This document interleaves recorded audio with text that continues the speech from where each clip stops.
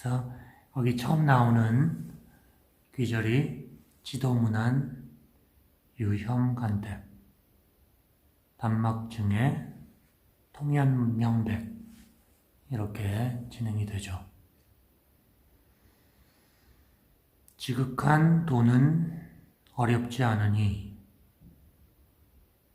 유형간택, 오직 간택을 혐오하기만 하면 된다. 단막증에 싫어하는 마음과 사랑하는 마음을 단지 멈춰라. 그러면 통연명백, 명백하게 풀려버릴 것이다. 이런 뜻이죠.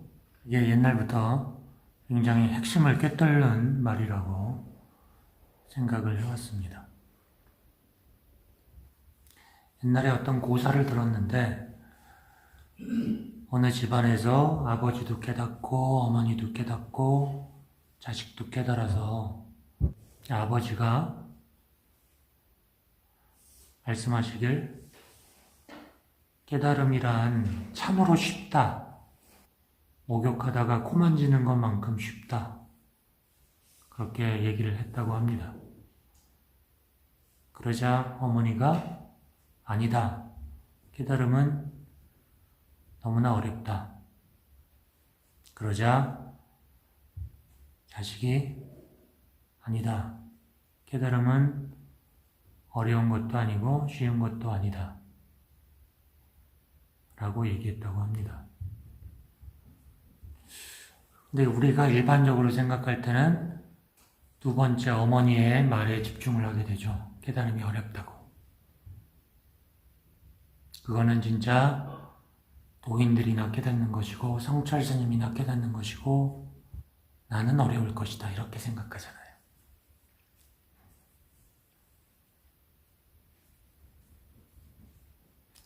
근데 저는 승찬 스님 말씀이나 그 고사에서의 아버지의 말씀에 주목합니다. 분명히 쉽다라는 말이 있다는 거죠. 그러면 도인들이 왜 그걸 쉽다고 얘기했을까? 그게 이제 저의 화두였습니다. 뭐가 쉽다는 거지? 왜 쉽다는 말이 나왔을까? 임재의연선사도 수처작주 입처계진이라는 말을 했습니다. 네가 서 있는 그곳에서 네가 주인공이다. 그리고 너가 서 있는 그곳에 바로 진리가 있다. 즉, 네가 그것이다 라는 말이죠. 네가 부처다. 달마스님도 저기 써 있는 대로 심, 즉 시불 너의 마음이 부처다. 네 안에 있는 마음의 상태 그대로가 부처다. 말씀하셨고 이 분별세계조차 비로자나불의 창조물로 긍정을 해버린 거죠. 원시불교에서는 이 현상세계를 악마의 창조물로 봅니다. 마군이 마라의 창조물로 보고 철저하게 부정해버립니다. 무상, 고, 무아, 부정. 근데 대승불교에서는 마군이 작용이 없는 것은 아니나 마군이적인 것만이 아니다. 이 세계도 청정법신 비로자나 불의 세계이다. 하고 긍정을 해버립니다.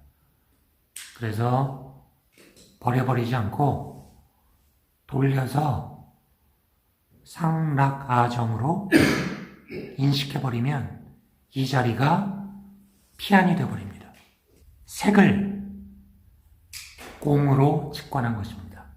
색은 현상세계이고 공은 이데아세계, 천국입니다. 즉 지상세계가 천국이라고 직관한 것입니다. 둘이 하늘과 땅처럼 다른데 그것이 서로 통해서 하나라고 얘기해버린 것입니다.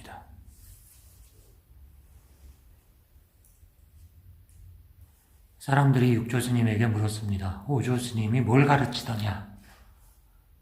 수행법이 뭐냐? 그랬더니 육조 스님이 대답하길 수행법이 따로 없었다고 대답했습니다. 해가 스님이 달마 스님 찾아와서 법 전달 받을 때도 그 단박에 오자마자 마당에서 바로 깨우침을 줬습니다.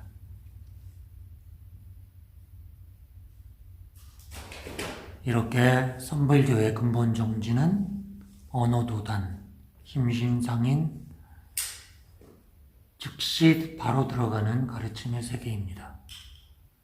타타타를 여여함의 차원을 바로 즉시 전달하는 무슨 깨달음의 과정이 필요 없는 그냥 한마디 말로 끝.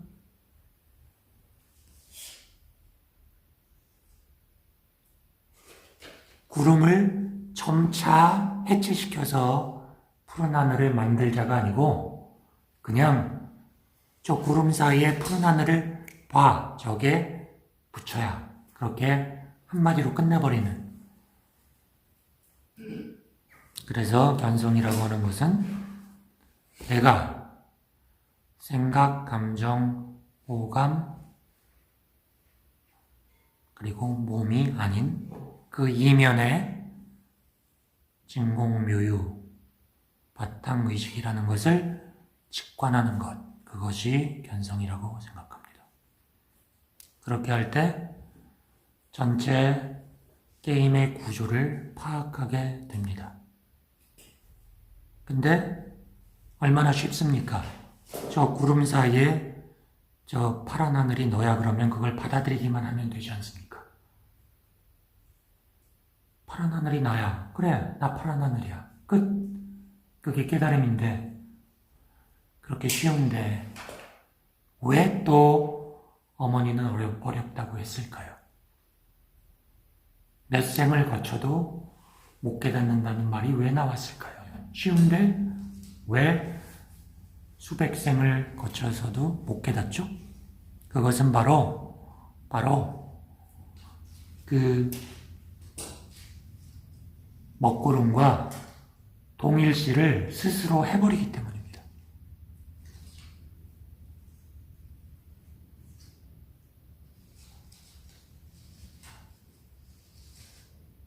그 먹구름과 동일시만 안 하면 단박에 깨치는데 본인이 계속 동일시를 놓지 않는 거죠. 아무리 스승님이 야 생각은 네가 아니야 이렇게 얘기해도 그래도 계속 붙들고 있는 거죠. 그 내 고집은 놓을 수 없는 거죠. 그러니 계속 못 깨닫고 환생하고 고통의 바다에 헤매게 되는 거죠.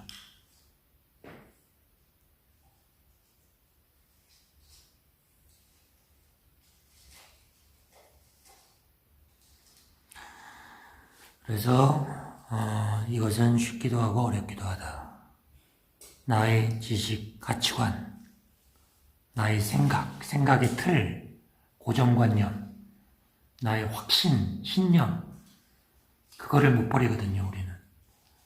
절대로 그것만은 건들지 말아야 되는 뭐가 있거든요, 바운더리. 그거를 놔버리면 끝나는데 그걸 못 넣는 거죠. 근데 최소한 그것 너머에 바탕세계, 순수의식의 세계, 부처의 세계가 있다는 걸 지식적으로라도 인지하는 것이 중요합니다. 저 구름을 나로 보지 않는 것이 답이다라는 것을 아는 것이 중요합니다.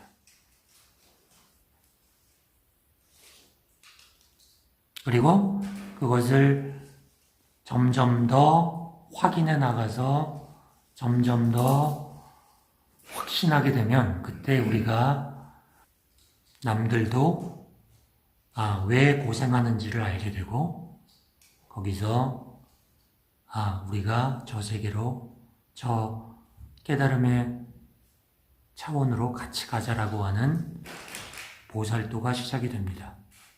그래서 보시지계, 인욕정진, 선정지의 육바라밀을 실천해 가게 됩니다.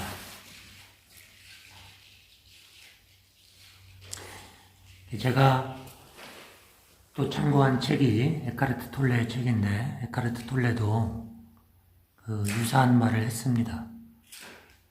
라마나 마하리시의 영향을 받은 사람이죠. 그래서 어떤 사람이 질문했을 때 그 질문 내용이 계속 수행을 해서 나아가면 언젠가 우리가 그 페인바디, 고통체를 넘어선 평안의 상태에 도달하게 될까요? 언제 도달하게 될까요? 이렇게 질문을 했습니다. 그러자 톨레 선생님께서 말씀하시길 No.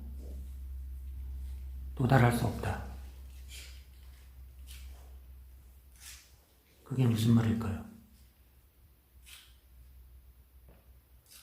왜냐하면 너는 지금 그 상태에 존재해 있기 때문이다. 너의 본질 상태가 지금 현재 그 상태에 있는데 어떻게 거기에 나중에 도달하느냐. 그런 의미의 노였습니다. 그리고 마하리시도 마하리시 책을 보면 그 질문자들이 끊임없이 물어봅니다. 당신은 나는 누구인가를 물으라고 하는데 그걸 어떻게 물으면 되겠습니까? 그러니까 굉장히 쉬운 방법을 가르쳐 주는데 제자들은 그걸 또 어떻게 하면 됩니까? 그냥 하면 되잖아요. 근데 그걸 나는 누구인가, 나는 누구인가, 나는 누구인가 그렇게 하란 말씀입니까? 그렇게 또 질문을 합니다. 굉장히 아이러니하죠. 답을 다 가르쳐 주는데 또 모르겠다고 질문하는 거죠. 이게 조사선에서의 모습도 그런 것 같습니다. 화두에서 네가 그거야, 즉심십을 너가 붙여야 얘기를 해버리는데 거기서 그냥 딱 깨닫지 못하고 즉심시불이 무슨 의미지? 또 생각이 돌아갑니다. 그리고 화두를 해서 몇 년을 하면 깨달을까? 또 이렇게 시간이 또 개입해버립니다. 화두서는 시간이 없습니다. 그냥 이 자리에서 그냥 알아버리는 게 조사선입니다. 그걸 스승들이 얘기했던 것입니다. 그런데 시간이 지나서 그것이 전통이 되어버리니까 그것에 대해서 연구하고 생각하고 그것이 학문이 되고 또 수행 방법이 되고 또 이렇게 그래서 또 핵심을 놓쳐버리는 거죠. 핵심은 지금 이 순간에 있는데 지금 이 순간에 구름을 해체시키고 해체시키지 않아도 구름 사이에 있는 파란 하늘을 딱 보면 그것을 나로 인식하면 견성인데 저 구름을 어떻게 해체시키나 3년이면 되나? 이런 식으로 계속 생각이 돌아가는 거죠. 이 미묘한 그 부분을 캐치하기가 어렵다면 어려운 것 같습니다. 그래서 깨달음이 어렵다고도 말할 수 있는 것 같습니다. 어떻게 하면 됩니까? 답이 다 나와 있습니다. 유혐간택하면 됩니다. 단막해증하면 됩니다. 그게 어렵다고요? 그러면 어려운 겁니다. 근데 그걸 쉽게 보면 쉽습니다. 그러니까 간택, 취사 선택을 하지 않으면 됩니다. 좋다 나쁘다 옳다 그르다라는 생각만 버려버리면 됩니다. 그럼 푸른 하늘이 그대로 나타납니다. 푸른 하늘 그대로 타타타가 됩니다. 여여가 됩니다. 그래서 우리 눈에 보이는 들리는 모든 경계가 그냥 있는 그대로 그것이 됩니다. 그것은 그것일 뿐인 것이 됩니다. 거기에 무슨 좋고 나쁘고가 있습니까? 그리고 그 상태가 바로 지도, 지극한 도의 상태라는 말씀입니다. 승천 스님의 말씀이. 분별지만 싹 놔버리면 그냥 있는 그대로의 상태가 깨달음이라는 거죠. 그리고 우리가 그걸 몰랐던 것은 방해꾼들이 있어서입니다. 우리 눈을 가리는 삼독이 있어서입니다.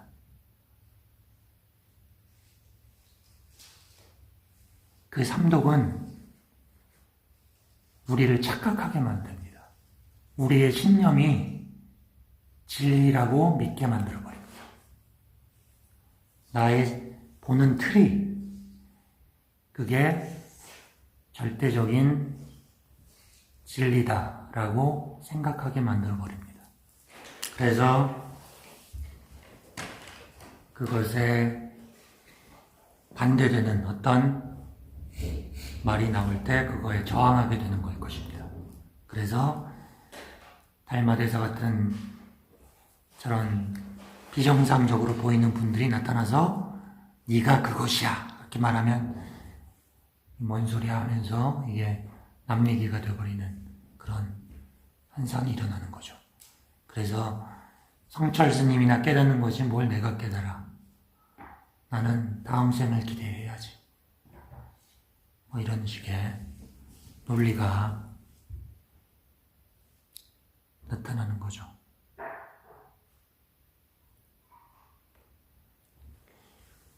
그런 식의 잘못된 인식이 나타나는 것은 바로 방해꾼 때문이다. 그 방해꾼이라고 인식을 하면 방해꾼이 사라집니다. 어떤 악령이 우리를 괴롭힐 때 그 악령의 정체를 파악해서 그 악령의 이름이 만약 마이클이라고 한다면 에이 마이클 해버리면 악령이 놀라서 사라져버립니다. 이 마구니들은 정체를 들키면 작업을 못합니다. 마구니로 알면 마구니를 물리치게 됩니다. 생각이 나의 진리가 아니고 생각이 마구니의 구라다 라고 알아차리면 생각이 힘을 못 씁니다. 그래서 우리의 안다고 하는 것, 그것을 무지로 인식하기만 하면 의외로 쉽게 스테이지가 클리어됩니다. 다음 단계로 넘어갈 수 있습니다. 그것이 도노의 가르침입니다. 수행해서 나중에 깨닫자가 아니고 육조스님 보십시오. 육조스님과 신수선사, 신수스님의 차이. 신수는 열심히 수행해서 깨닫자.